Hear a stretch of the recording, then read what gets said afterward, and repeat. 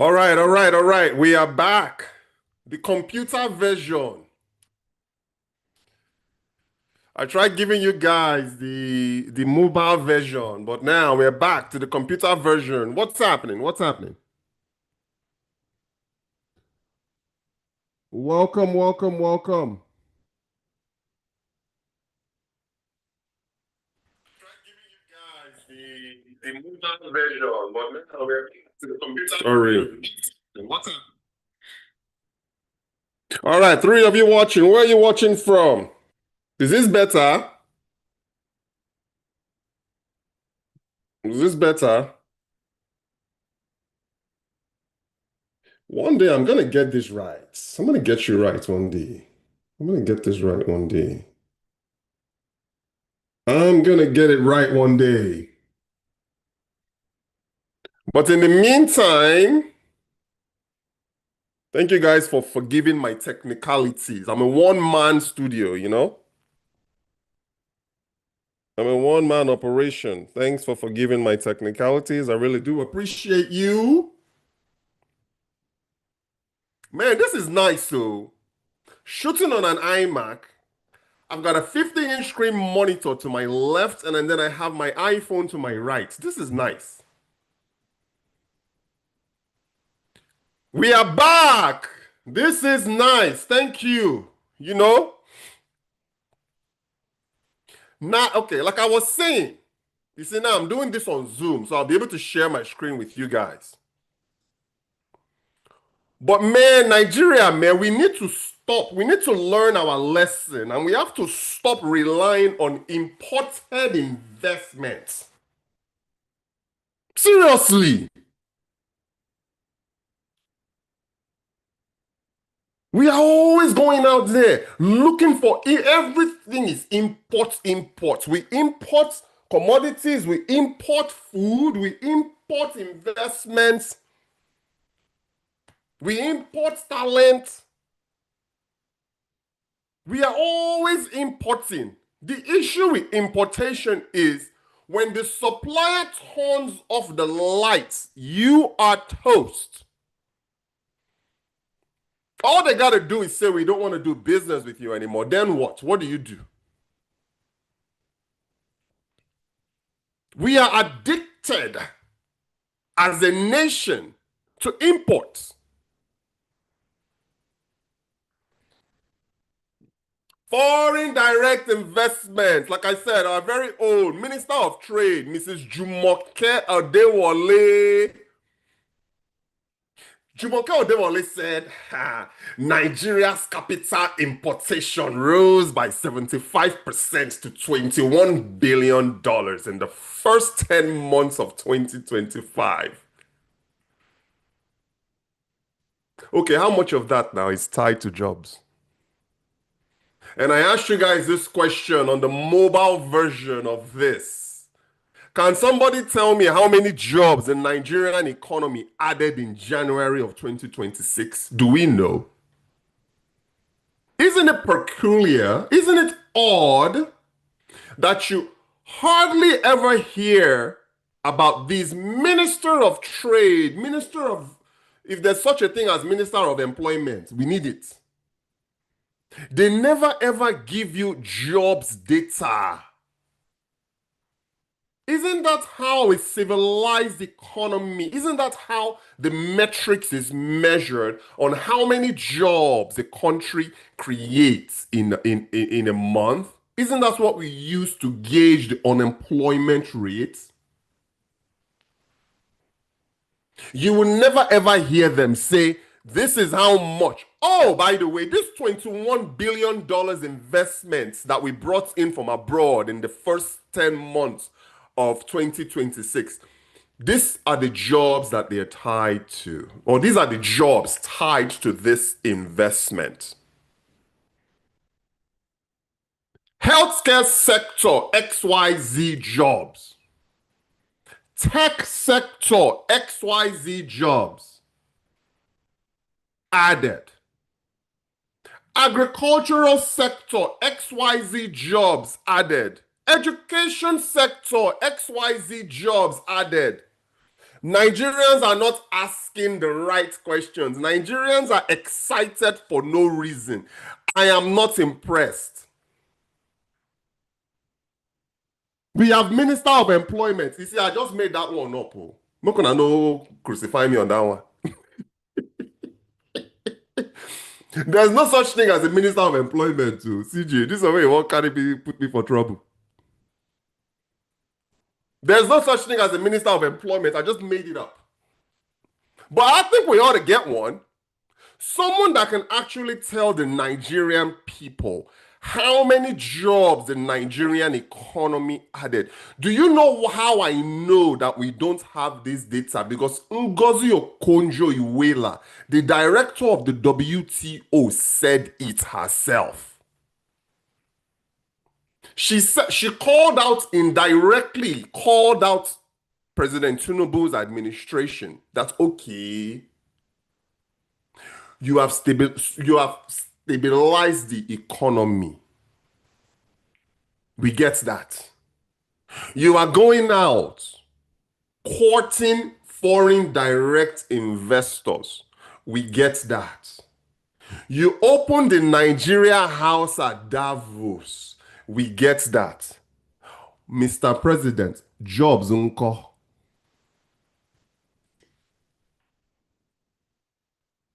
You need, Mr. President, to start tying all of these activities to local job creation back home. The president of Nigeria has spent in the last 3 years, 2 years and 8 months that Mr. Tinubu has been in office. He has been on the road outside of Nigeria for almost 200 days. The president of Nigeria has traveled overseas more than the first presidency of Donald Trump and the current presidency of Donald Trump combined.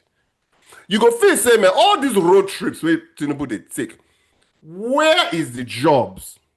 Where are the jobs?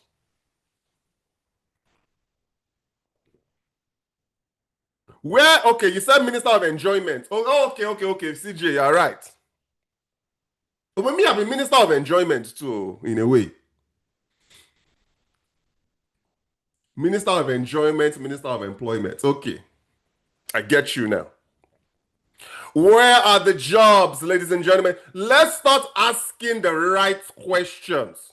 That's the only way we can measure economic progress in Nigeria if we can tie them to jobs. And like I said in the mobile version, it is impossible for you to build jobs data in an informal economy where you can't track traders, you can't track service providers, you can't track people who are getting hired to do this or that. Nigeria today is still a 90% informal sector.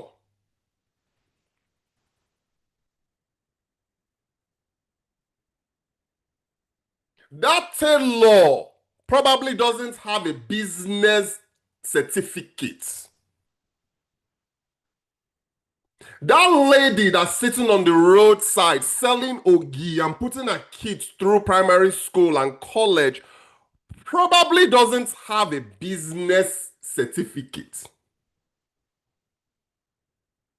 You see, those guys are part of the Nigerian informal sector. Almost impossible for you to track. And that is why, like I told you guys before, I'm also guilty. You see, I'm going to call myself out. I'm also a contributor to the Nigerian informal sector, to be honest. I'm not proud of it. Because when I'm in Nigeria looking for a bricklayer, looking for laborers to come, it's not as if I can go to a labor company and say, hey, do they even exist? If they exist, let me know. You see, here in America, that's the way it works. If you need laborers, you got to go through a labor agency. Let's say you need 5 or 10 laborers. You got to go through you can't just go and hire people off the streets. It doesn't work like that. You got to go through a labor agency. They're going to ask you, how many laborers do you need for this project? You're going to tell them, I need 10. They are going to furnish to you 10 laborers delivered to your site, and then they're going to bill you, and then they're going to report that employment to the Bureau of Employment in the US. That is how you track. That is how every single month the United States of America can come out and say 150,000 jobs were added into the American economy this month. 10% in healthcare, 5% in construction, 25% in education, 10% in technology. Nigeria doesn't have that. No labor agency. So you know what I do? I'll go and I'll hire a contractor, meaning my building engineer, and then he goes off and hire his team to do the job. So in a way, I'm not going to lie, I am part of the problem. Not proud of it, not happy about it, but how am I going to get the job done otherwise? Sorry guys, I'm a little under the weather. But I told you guys, man, I want to go live at least 4 to 5 times a week.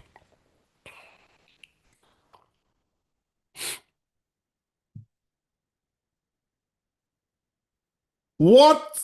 Ngozi Okonjo-Iweala is the director of the World Trade Organization.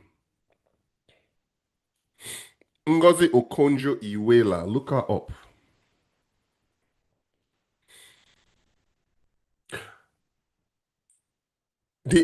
I'm not saying that the informal economy has to go away altogether.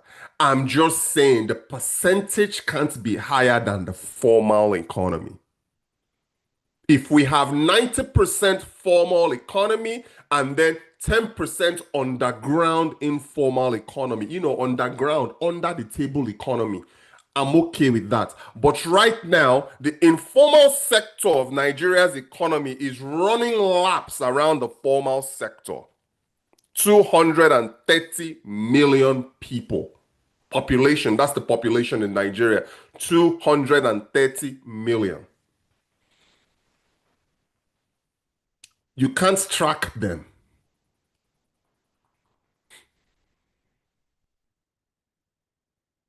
We need to start fixing the basics. We need to start building systems. And I'm not going to blame Jumoke Oduwole too much because she also inherited this. It's not as if I'm expecting Jumoke Oduwole to come in and change Nigeria. It is not her job. She is just a minister of trade and investment. Jumoke's job is to go out there and beg for money. Jumoke's job is to go out there and bring in local foreign direct investment. It's not Jumoke's job to sit in Nigeria and cultivate homegrown investors.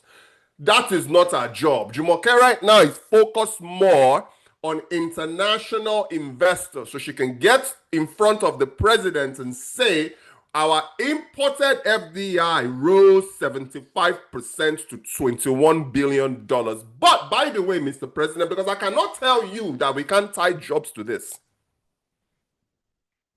Because we can't. This is not something anybody should be proud of. We need to create local systems. We are too reliant and we are too dependent on imported investments.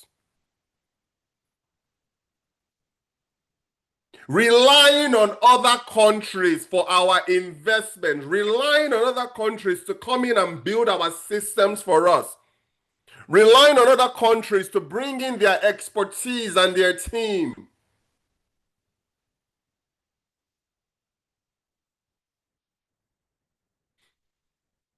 Very soon, we are going to find out the hard way that this over dependence and over reliance on foreign direct investment is just a short term solution to a long term problem.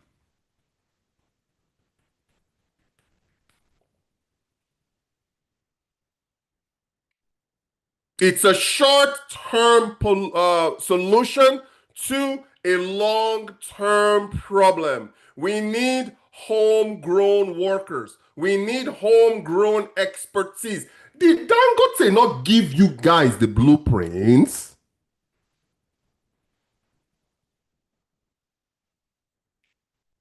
The blueprint is already there, courtesy of Mr. Aliko Dangote. He's giving Nigerians the blueprint on how it should be done. Let's make it homegrown first. When we make it homegrown, so-called foreign direct investments will come naturally. That is what Dangote did. It's everybody wants to wake up and start an oil refinery. Talking about oil refinery. How many independent functioning oil refineries do we have in Nigeria today? A country 65 years independent. We only have one. One.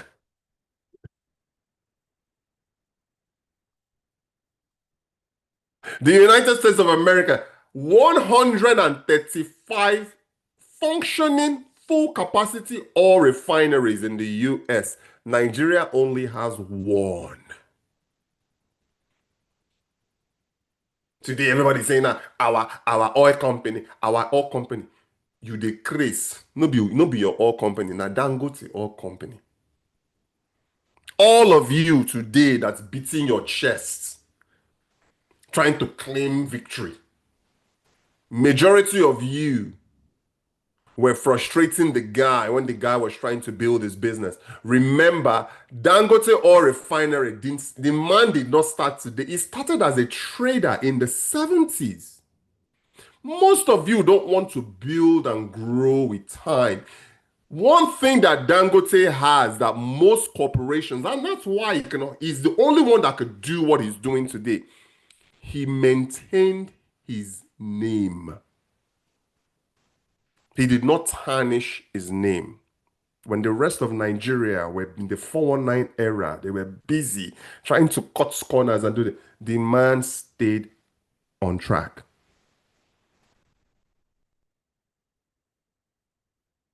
Realize that Dangote refinery is not even 3 years old. He's only literally been functioning, less than 2 years. So he's still got a little bit of time. And I understand right now he was trying to be the biggest oil refinery in the world and this and that, which to be honest with you, I think it's actually a bad strategy. I think Dangote should just focus on being the best oil refinery for Africa, for Nigeria first. It's not about size. Because you are not talent-wise, at the end of the day, is it not people that make a company work? Talent-wise, you're not going to be able to compete with the Saudi Aramcos of the world. You're not going to be able to compete with the Chevrons of the world. Talent-wise, if it's dollar for dollar. Listen, if the decision came to money, they are not coming to that. Talent isn't going to Dangote. They are going to go to Saudi Aramco, or they're going to go to ExxonMobil or Shell. If the deciding factor in hiring a job candidate, an engineer, petrochemical engineer, if the deciding factor is money, Dangote will not be able to compete. And he also doesn't have the brand name recognition either. You know why? Because he's still new. The BPs and the Chevrons and the Shells, they are legacy brands now. The Saudi Aramcos, they are legacy brands. They've been around forever now. But back to my point on the blueprint. Dangote has shown you it starts at home. Build it first at home. But we are busy right now. We are just traveling coast to coast, North Pole to South Pole, East Pole to West Pole, looking for foreign direct investments to come and invest in an environment that's not stable.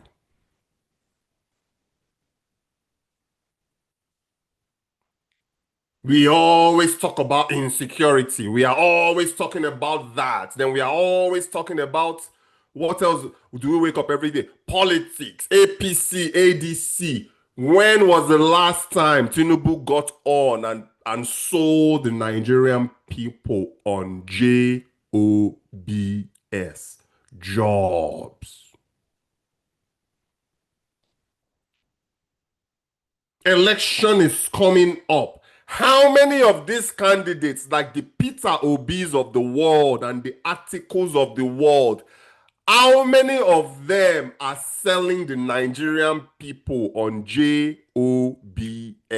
Jobs? They can't do it because the data is not there to support it.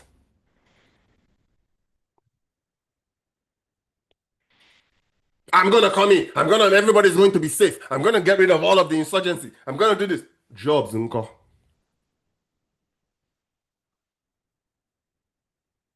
Foreign direct investment. We are kissing ass. We are going up to the UAE. We are going to Brazil. We are going. Okay, where are the jobs now that's tied to this?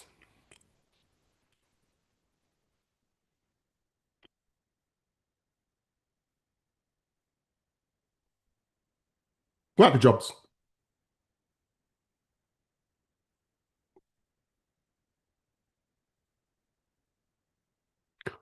So let's go and look at this Jumoke. Like I said, not be Jumoke fault. But let's go ahead. I'm going to share with you. This pisses me off. When I say something like this, it pisses me off.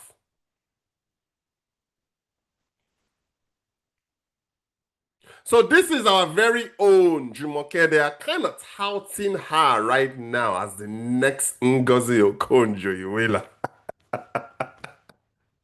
And Jumoke is eating it up. Jumoke, look, they are touting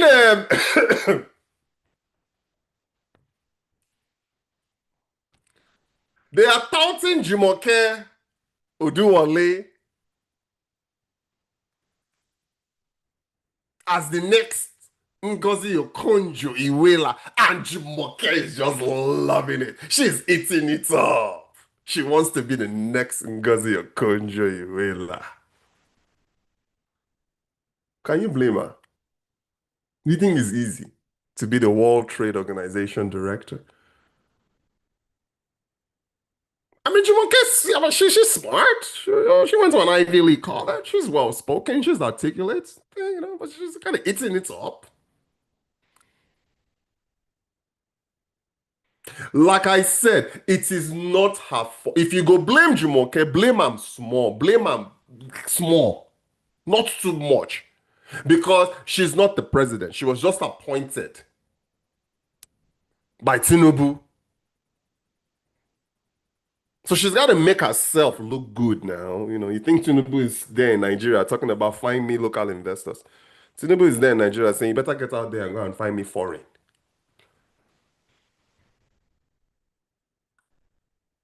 What do we bring to the table? When you follow CEOs, when the CEO of Nvidia and the CEO of Walmart, when they call each other on the phone, the CEO of Nvidia is saying, this is what I bring to the table. The CEO of Walmart is saying, this is what I bring to the table. How can we partner up? That's leverage. Where is Nigeria's leverage in all these deals? We are always going to get the short end of the stick because we just don't have leverage. When we go out there, ladies and gentlemen, and we are cutting these so-called FDIs, foreign direct investors, we are basically telling them, bring your company to Nigeria and come and build, bring your team, bring your talent, bring your manufacturing expertise, bring all of your infrastructure to Nigeria and come and build here. And guess what happens when shit hits the fan and they leave? Because we didn't have homegrown, grassroots buy-in. You see, the locals, the people of the country, they have to be the ones doing the heavy lifting. Everything goes away. Why do you think Venezuela today, the number one, improving oil reserves? Venezuela has more oil, dirty oil, though. Nobody say the oil sweet like Niger oil. Venezuela has dirty oil. They have to, only two refineries in America can actually refine Venezuela oil. Because you have to dilute and dilute and dilute in order for you to be able to pipe the oil. Because the oil is so thick. The oil is like tar. So they have the largest proven reserves of oil, but Venezuela is only able to pump what? Less than 2 million barrels a day. America can do 13 million barrels a day. Venezuela can only do, with all their oil, proven oil reserves, they can only do less than, I think it's like what, 3 million barrels a day, tops. Do you know why? Because all of the oil companies, majority of the oil companies in Venezuela are not Venezuelan companies. They are international companies. And when those international companies pulled out, Venezuela collapsed. When are we going to learn? It's not as if Nigeria doesn't have smart people, capable people. What is really preventing us from building from the ground up there in Nigeria? Where is the sense of pride, that nationalism? We have what? Nigeria is what? The number 12 largest oil producing country on earth. Our oil is easy to refine. It's unlike Venezuela's oil, or even Canada. See, you're from Canada. Canada's oil is very difficult. And Canada has more proven oil reserves than the USA, but they don't might produce as much as we do here in the US. Because your oil in Canada is also is I won't say it's as dirty as Venezuela's oil, but your oil is like mixed with sand and stuff like that in Canada. So it's kind of hard.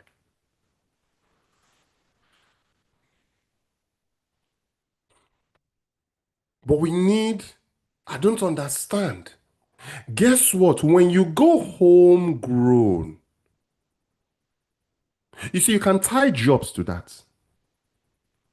Instead of us bringing foreign direct investors to bring their own foreign international companies into Nigeria, why can't Nigeria invest within Nigeria so we know? Why do you think Ethiopian Air is so successful? Because Ethiopian Airlines is 100% homegrown, 100% fully funded by Ethiopian Airlines. They're not going out there looking for a foreign. And guess what they do? The revenue from Ethiopian Airlines is reinvested into Ethiopian Airlines. What happened to Nigerian Airways? You see, me, I'm 47. I flew Nigerian Airways in 1993 from Houston to Lagos. You know, we had our own livery, Nigerian Airways. In short, let me see if I can find picture of Nigerian Airways to show you guys. Nigerian Airways, not this new one, no. I'm talking about the old, let's say old photos of the 80s and 90s. See if I can find it. I'll share it with you. Hey, see you guys.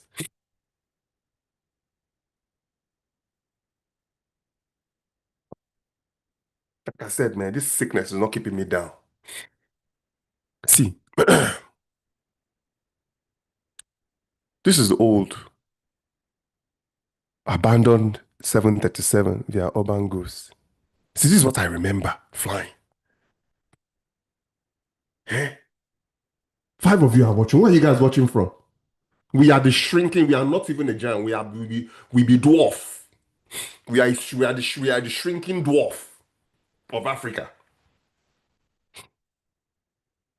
Look at Niger Airways. I flew this airline in 1993 to Nigeria. Where is it today? We don't have a national airline.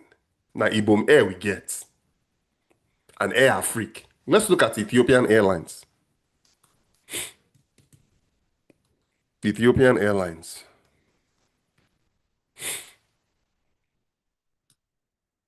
See, homegrown in Ethiopia. We get money past Ethiopia because the Ethiopian Airlines 100% homegrown, fully funded by the Ethiopian government. And the revenue is invested. Let me tell you, they hire their own employees. When they need maintenance on their airplanes, they do it right there in Ethiopia. When Nigerian airlines need maintenance, they got to send it to the UAE and send it to Germany. Every time you do that, you are exporting jobs. Do you not know that? All these airlines in Nigeria today, they are not maintained in Nigeria, they are maintained abroad. Where is the homegrown job creation sector? And you can't blame the informal sector either, because listen, that lady that is selling slippers on the roadside and selling all these plastics on the, she's got to feed her family, or that dude has to feed his or her family. They are not going to wait for the Nigerian government to formalize things. They got to go out there and do what they got to do. I'm okay with that as long as you're not hitting somebody over the head and robbing them.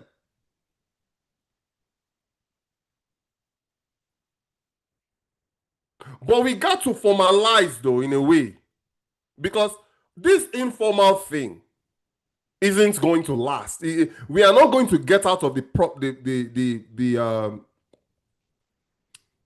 issue, the problems that we have right now in Nigeria with a largely informal sector. Unfortunately, it's not going to be, because you can't track the job data. And each state too, before we even go federal, how many jobs did Lagos State add in the Lagos economy in January? Akwa Ibom State, the same question for you. Abia State, the same. How many, Alex Oti, how many jobs did you add in Anambra? In Abia, can you track it? I'm not picking on him. I'm just the name that came up. Governor Omoe, no, the governor of my state, Akwa Ibom State. How many jobs now did the state of Akwa Ibom add in January of 2026? They can't tell you because they don't have the data.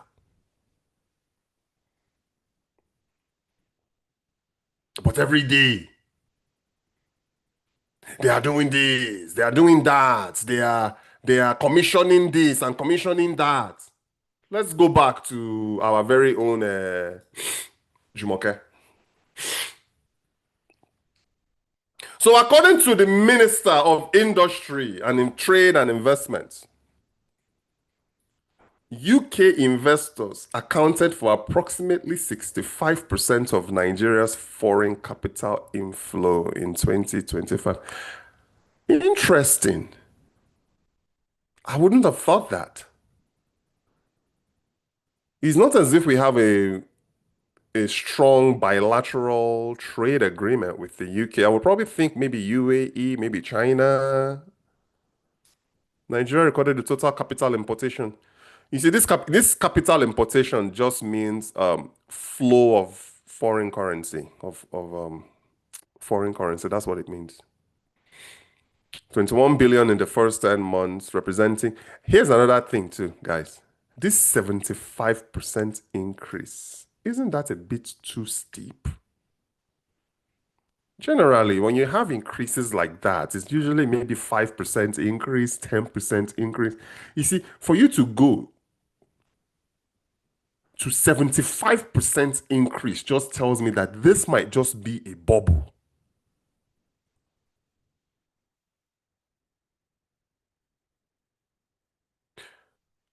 75% from the 12 billion recorded in 2024 and a more than 425% rise. See, from under 4 billion in 2027. So, wait a second. So you are telling me, Mugbe, you are telling me that in only 3 years, they've they've risen 425% in only. But una know well, oh. Una know well. This was disclosed by the Minister of Industry, Trade and Investments during the budget defense of the minister before the House Committee.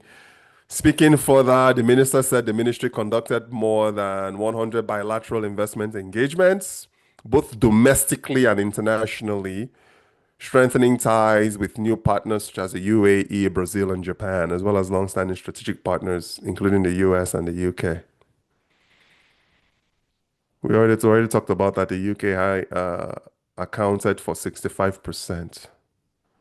Let's look at this. On trade and exports, Jumoke said that Nigeria recorded a trade surplus in 2025 with a total trade valued at approximately 113 trillion naira in the first 3 months. Exports grew by about 11% year on year to $6.1 billion, marking the highest ever both value. Remember, guys, this export right here is mostly driven by crude oil and crude oil and petroleum products. Non-oil exports only account for literally about 5% of Nigeria's exports. So we are struggling heavily in the non-oil sector. But at the end of the day, you are not going to ever hear these people say, this is how many jobs we've added. Look at this. Let's see. Let's see. CBN, OK's weekly. Okay, what is this? CBN, Central Bank of Nigeria, OK's weekly Forex sale of 150K. So you guys, like I said, in the mobile version, that the current exchange rate right now is is 1,422 naira to a dollar. And that probably was driven by this so-called, $21 billion importation of foreign currency. But that amount is always going to keep on going up though. So don't bet on exchange rate dropping below 1,400 naira to a dollar. So the CBN OK's weekly sale of 150K to each BDC. BDC stands for Bureau de Change. These are the abokis but they're starting to regulate them now though. So that means they can only sell to them $150,000 per week. The Apex Bank also approved the weekly FX purchases by each BDC be capped at $150,000 and the utilization comply with existing BDC operational guidelines. Okay, what is this? The CBN, however, imposed strict compliance and risk management conditions to the transactions. Authorized dealers are required to conduct full know your customer and due diligence checks on BDC clients before FX sale.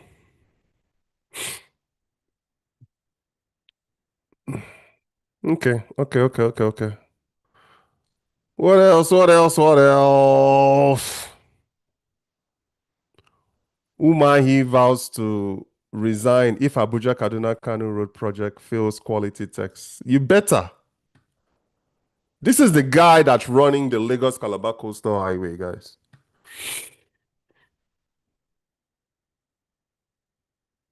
Fails quality test. Well, we are moving away from what asphalt to concrete roads now. I don't see why I should fail quality test. He dismissed concerns about the contractor's background, insisting that the focus should be on the quality of work delivered rather than perceptions. So Umar is the Minister of Works,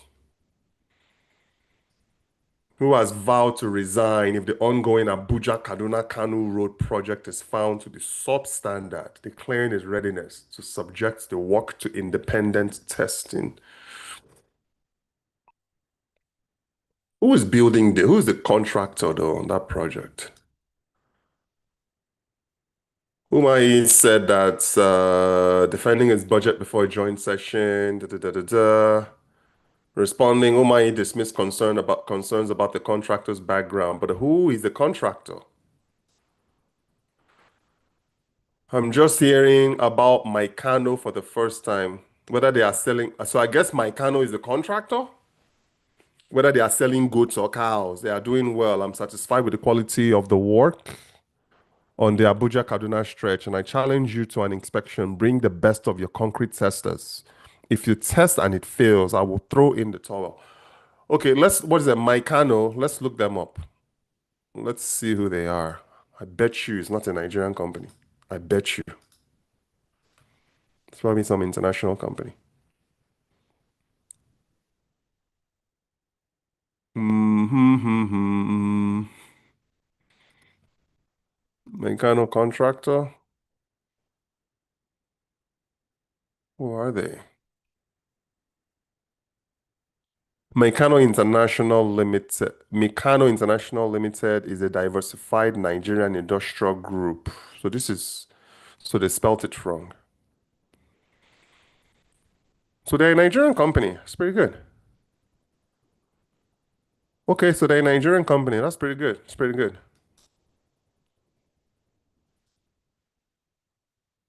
So they're headquartered in Lagos, Nigeria. They assemble power generating sets from manufacturers. Okay. So they are privately held. They've been around since 1993. So they are the ones running the Abuja Kaduna Road. So it's a 3.4 trillion naira project. Okay, okay. ABR reaping benefits. This is for you, CJ. ABR. This is old news. This is old news. So let's move on. Looking at just current news. So U.S. lawmakers introduced bill to sanction. Who are these? Arik, what's this? So these are air flights. Have you guys flown this Arik Airlines? They had an issue, but they had an emergency landing in Benin Republic. The only airline that I fly is Ibom Air. Actually, on the Ibom Air, I want to show you guys something. Ibom Air. For those of you who are traveling to Ibom Air, sorry, traveling to Nigeria on Ibom Air, just realize that they do not allow you. Okay, this is what I wanted to show you guys. Very, very, very, very important. Very, very important. You know what's going on with the mobile power banks. A lot of people right now are now becoming their own portable power banks. And it's something I was looking into because I went to the Consumer Electronics Show in Las Vegas in January. And I'm traveling home very, very soon. And I was going to take with me anywhere between a 300 to a 700 wattage power bank so I can connect my fan back home and my laptop. I'm glad I came upon this because this is not allowed. The highest you can take with you is 100 watts, 100 to 160 watts of power bank.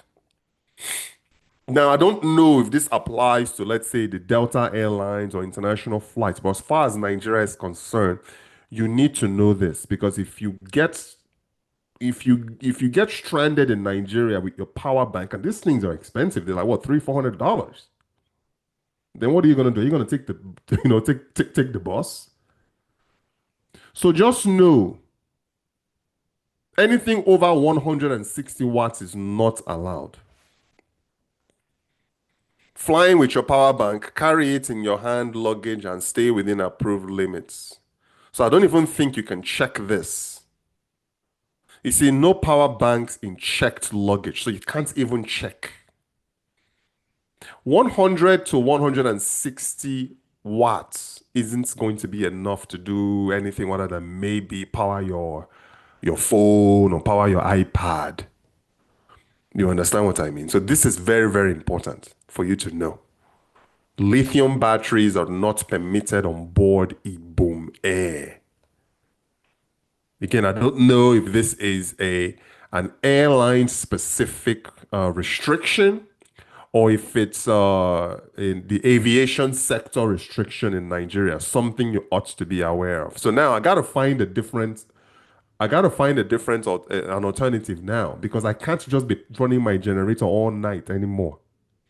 It's about 30, it costs me $30 a day to to power my home in Nigeria. $30 a day.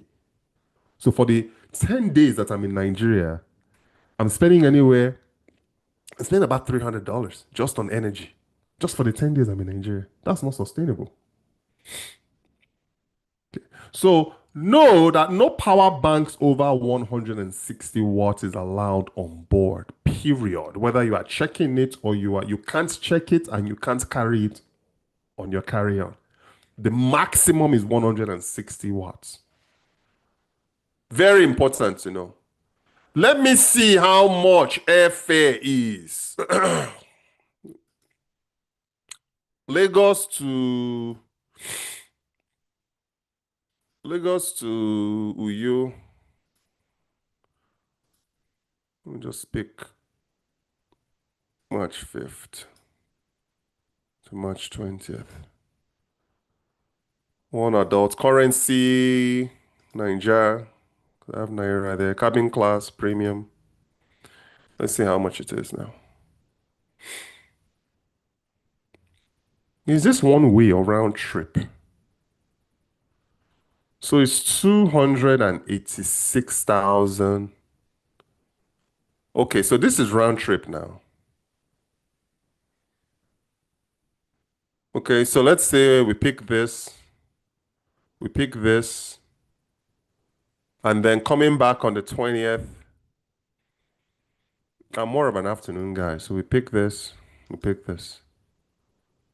Hey, Mogbe, 600,000 naira round trip. Una de craze? Una de craze? Let me screenshot this. Naija, una know well, oh.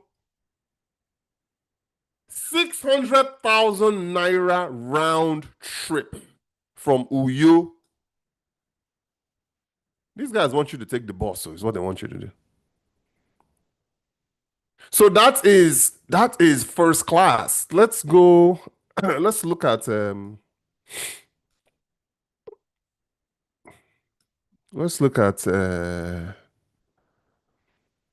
Lagos to you. What days did I select? I selected what? March 6th to March 20th. Let's go Naira.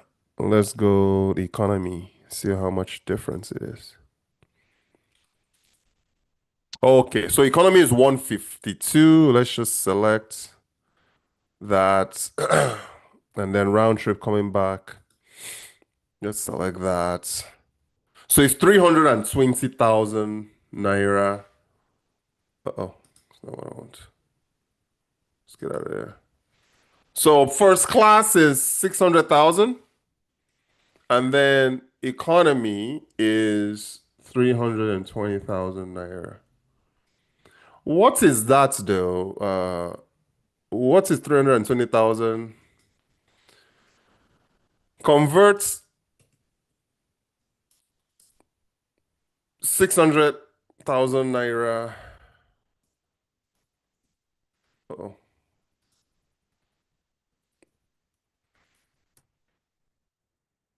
To USD at 1422 exchange rate.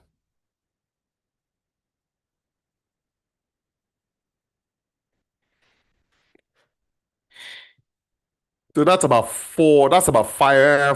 That's not bad for first class now. But you guys also have to remember, Uyo to Akwa Ibom is only a 1 hour flight.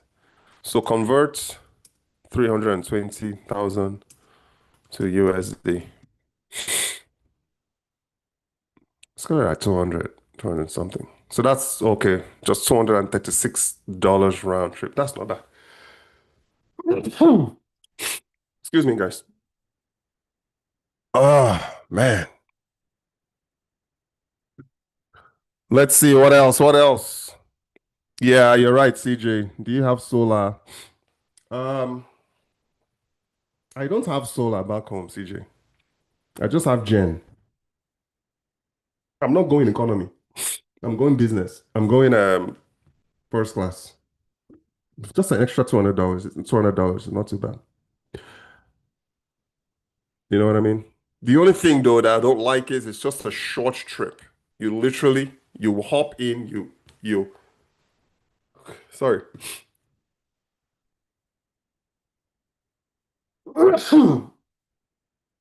Ah, that's the only thing about it. It's just a short trip. It's like me going from here to Los Angeles. If I were to fly Delta Airlines right now, let's look at Delta Airlines from here to, let's see if it's comparable. Because I'm only about a good 1 hour flight. Let me share my screen with you guys again so you guys can see.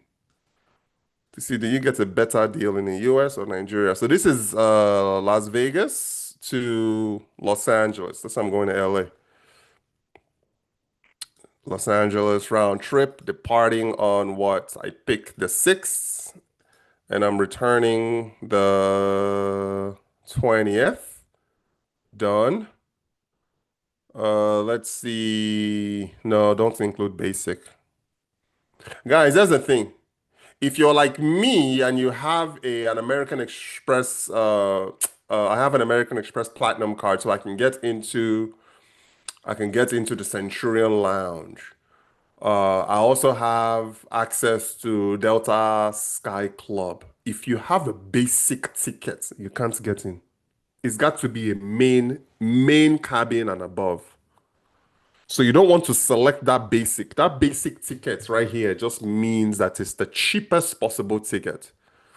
But if you want access to the Delta Sky Club, let me show you guys the Delta Sky Club.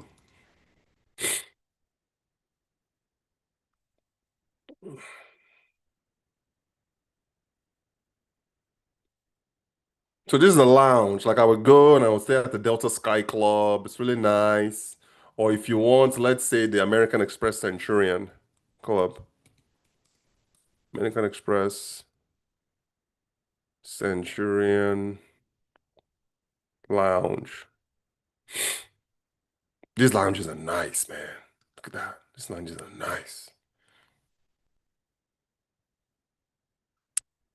I just don't know everything I want now. Let's just pick the one in Atlanta. So this is a lounge, man. Super nice. They treat you well.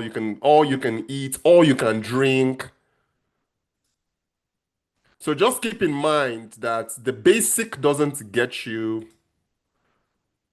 won't get you access. So let's look at let's search. So this is me now flying from LA, Las Vegas to LAX. So you see Delta Main, because I removed the basic, Delta Main is the lowest at $331. Now, if you want to do first class, you see, it doesn't make sense really though, because it's just a short trip. You're looking at 800 and something. Delta Comfort, where you can actually spread your legs out a little bit, is 411. So something like this, Delta Main, you can get into the what do you call it? Um, the lounges. So Delta Main. So you're looking at what for a basic main trip is 331. Nigeria is like 200 and something. So Nigeria is $100 less. But then again, Ibom Air and Delta Airlines don't be meet. You understand what I mean? So that's one thing you gotta keep in mind. CJ said that's why I said economy because it's such a short day. You're right. You're right. You're right. You're right. But we'll see. We'll see what happens. It's not as if the so-called first class self in Nigeria is all that. So they'll just sit in the front. They'll give you a little bottled water. That's really all you get. But you want to enjoy life too, Sha. It's not as if you get preferential access to CJ, to be honest with you. It's not as if you go in there and then they're carrying your bag and you board first. And on Ibom Air, depending on the actual airline itself, the plane itself, because they have different models. The Bombardier, then they also have the Airbus. The Airbus is newer. But all you get is what? You get to board first, and then you have your own little section. But besides that, it's not as if it's a special treatment that you get. But me, I just don't like crowd. Like when I go to Nigeria, I like being in my own little world. So we'll see what happens. But $600 converting it to USD, that's like 400 something. It's not too bad. What's the fastest way to add? Guys, where are you guys watching from? Post where you're watching from in the chat box. What's the fastest way to add jobs in Nigeria? Man, good question. Good question. How do I even answer that? I guess you got to build. You got to build industries. Right now, most of our exports is still crude oil. We need to diversify outside of oil into other sectors. Let me just give you an example. The sports sector. US, we have collegiate sports. We have scouts. We have high school sports. We have baseball. We have football. We have basketball. All these different sports create jobs within them. We have MMA, UFC, we have ping pong, we have golf, think about it. All of these sectors, diversified. US is a well diversified economy. That's what Nigeria needs. You go to Akwa Ibom, for instance, CJ. Everybody in Akwa Ibom wants to be a politician. Akwa Ibom is a civil servant state. They just want to wear their white shirt, button up their shirt, carry their little trouser and their little briefcase. They are only interested in government work. I don't know what the Abia economy is, but the people in Akwa Ibom State, most of them lean more towards civil service.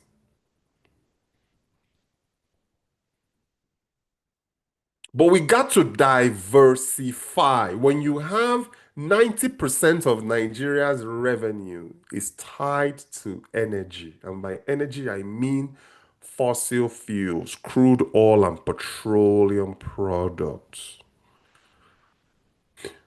The other 10%. Remember, transportation is also an important sector. We haven't cracked that nut yet. We need a well-diversified economy like the Western world. You see, but the issue that Nigeria has is we are not an industrialized nation.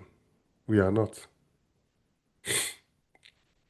You cannot be a consumer focused on exports, sorry, imports, and consider yourself an industrialized nation. You are not an industrialized nation. Nigeria is not. Because we are too dependent on exports, sorry, on imports. importation of products, importation of food, importation of investments.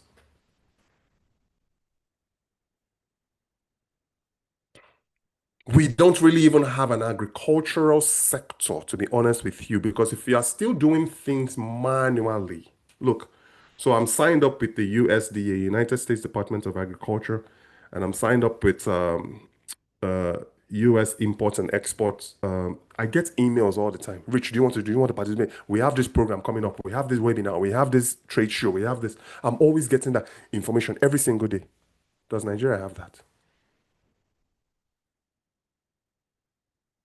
Systems when you can actually sit and get information sent to you. Does Nigeria have that? All of that is tied to job creation. She said Enugu. Yeah. So well, we can't import our way to jobs. So I was alluding earlier to the agricultural sector. Do you know today the Nigerian agricultural sector is still largely manually based? They are planting seeds manually. They are fertilizing manually. They are harvesting manually. They are tilling the ground manually. She said Enugu is a civil servant state. You see what I mean? It's like we are addicted to government.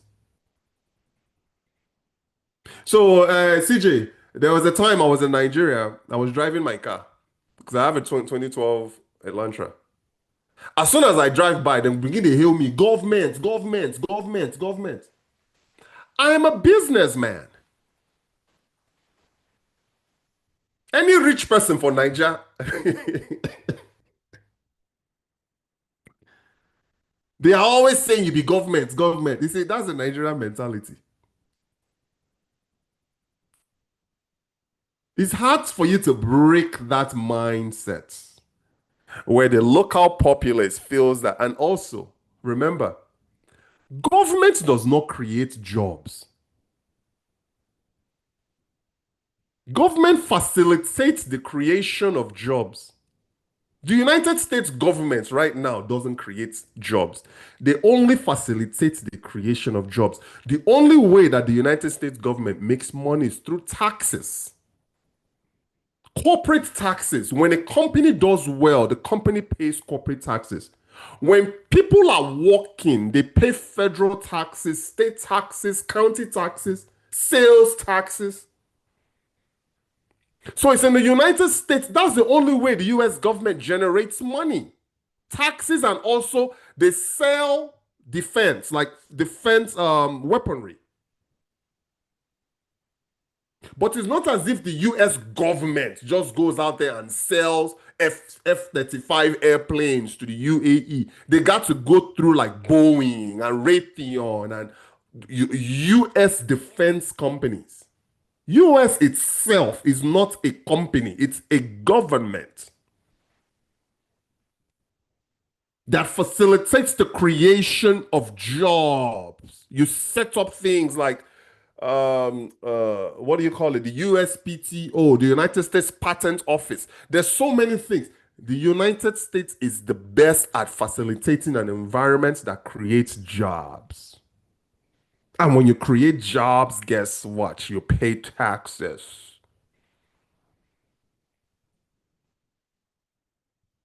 Nigeria doesn't have that. That's why I told you guys earlier. All those informal market people at Obalinde market and Ijesha market and and Balogu and CMS, they know they pay tax. If taxman come, I don't say that before. If federal agents come now, begin to round them up, they will just carry their basket of akara run, begin to run, go camp for somewhere else. They're not paying taxes. That is why we continue to borrow, borrow, borrow, borrow, borrow, borrow, borrow, borrow. Because there's no way for the Nigerian government to succeed if only 19% of the population, the working population, pays taxes?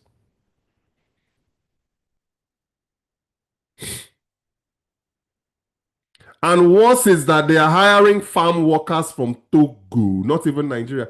Do you know why they are hiring farm workers from Togo? Because Nigerians think farming is beneath them.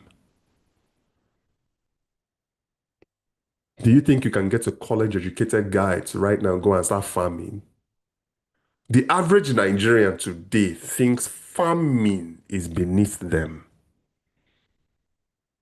So those who can afford to hire workers, they are going to go and import workers from a place like Togo, Benin Republic, neighboring Nigerian countries. Those ones are not averse to farm work. They will come and till your soil.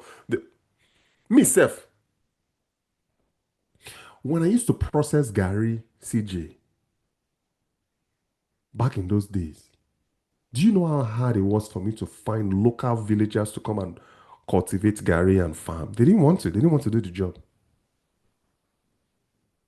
And those that wanted to do the job, they were giving me some certain criteria. Bro, you go feed us you go feed us morning till night too.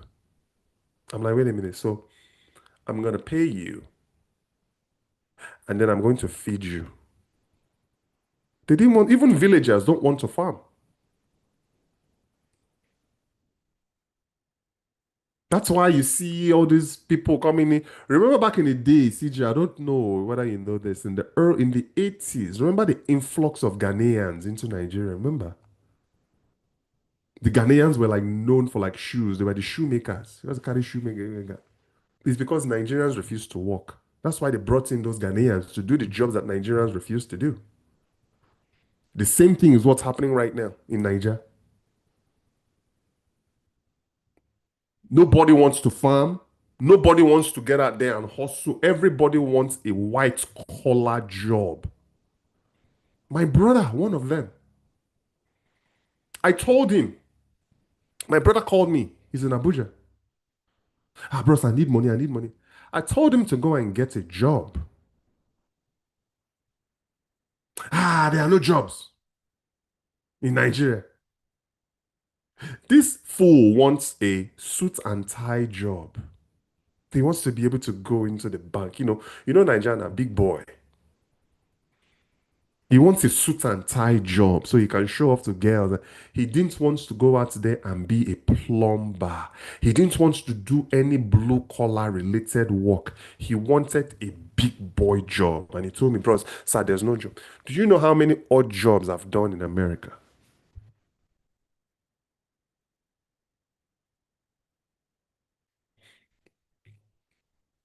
Till today, he's still sitting around waiting for the perfect job to come around. When, let me tell you something, in Nigeria right now, if you carry, you see this informal sector that I'm talking about?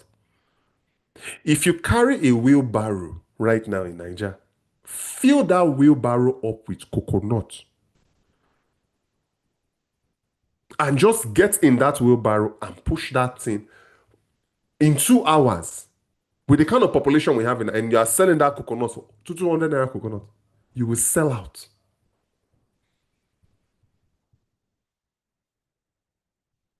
But the average Nigerian will look at that. Ah, me, make me go push coconut wheelbarrow with coconut inside. Me, big boy like me. Shishi, they no hold though. A lot of these so-called city boys in Nigeria, they are hungry. Do you know how they eat? They generally just they will find a burial ceremony. CJ, this will blow your mind. They will find a burial ceremony or a wedding, and they will just go and camp there like they are one of the guests to eat rice, eat swallow, and then they'll repeat it. That is how these so-called big boys eat in Nigeria because they refuse to work. That's what they do. Literally, that's how they eat every single day. They'll just find some kind of Owambe place, that some celebration, naming ceremony. You know, Nigerians like to do those kind of things. Naming ceremony, child blessing, rice, boku everywhere. Now, sure, you just see that they will dress neat, dress sharp, fresh past you, self, show up, sit down, like say they invite them. They don't know those guys though. And then they'll finish eating, and then they'll pack up and go to the next one.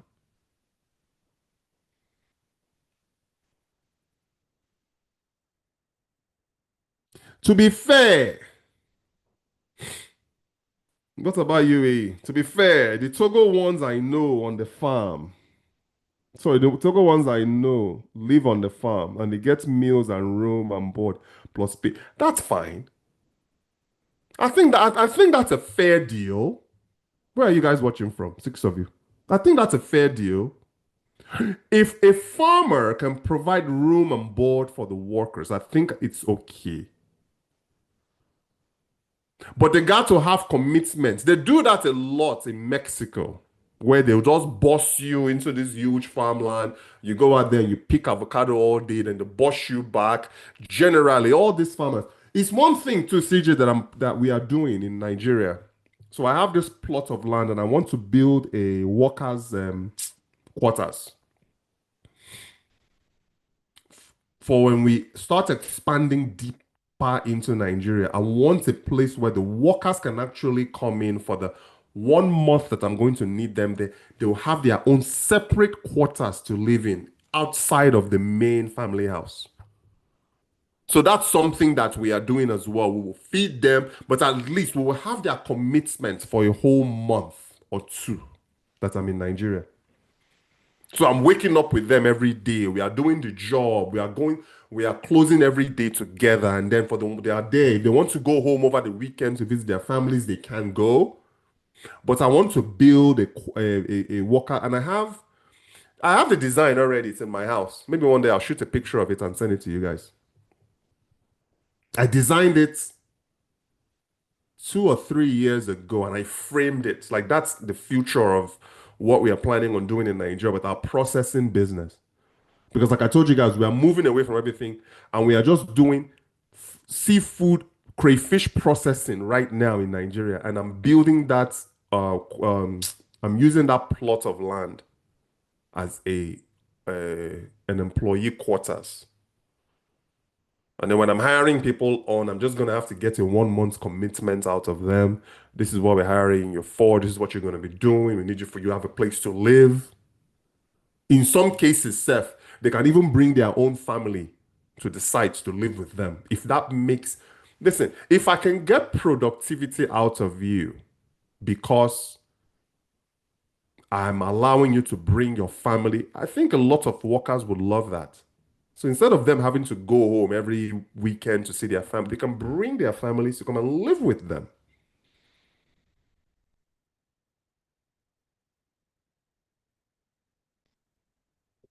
No? So it's 12 noon. CJ, any other question? Because I gotta get going.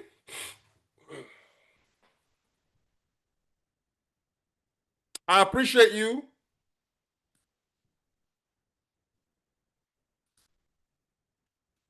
Hope you guys learned a thing or two from today's session. Sorry for the technicalities. I don't really know what the deal is with the with the live stream on mobile. Where are you guys watching from? Where are you guys watching from? I checked our analytics the other day. We are in South Africa, we are in Uganda. People are watching us from the UK, Canada, obviously. They are watching us from, I said South Africa, I said Uganda, I said Kenya. I think Singapore also made the analytics. So really appreciate you all of you watching. If you like content like this, listen, I'm a Nigerian based in the diaspora. And this platform or this channel is for people just like me that are interested in as crazy as Nigeria is. as crazy as Nigeria is, as inconsistent as Nigeria is, we are still connected to home and we just want to contribute what we can without losing our mind. The Americat YouTube channel is for you. We also cover US news as well, enterprise US Nigeria markets. We are very hands-on though. So I get to share my experiences with you guys, what has worked for me, what hasn't worked. I'm always sharing with you guys what I'm tapped into. So you guys don't make the same mistake that I made when I first started. I wish there was a platform like this. So we talk real stuff here. We don't get into rubbish. We talk real stuff. You know what I mean? And we keep it real. And we keep it real.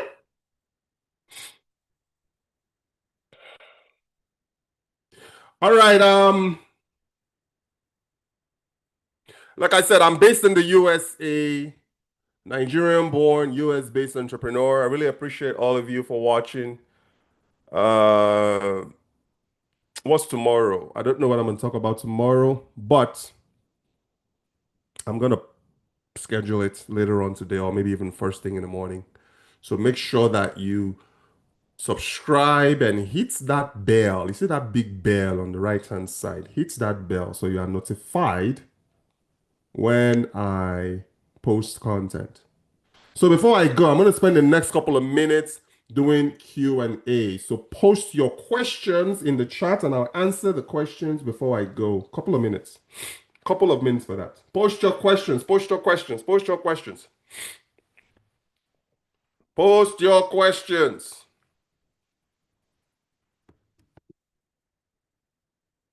Are you looking at investing in Nigeria? What sectors do you want to invest in? What's a safe sector? What's a risky sector? Livestock is risky. Anything living and breathing in Nigeria, don't touch it. Don't do fishery, don't do piggery, don't do cows, don't do goats, don't do sheep. Anything that's living, anything that consumes food in Nigeria, don't get into that business. Do not get into that. You are going to lose your investment. Okay? All right, CJ, hey, I'll catch you on the next one now. I got to run. All right, guys. Talk to you guys later.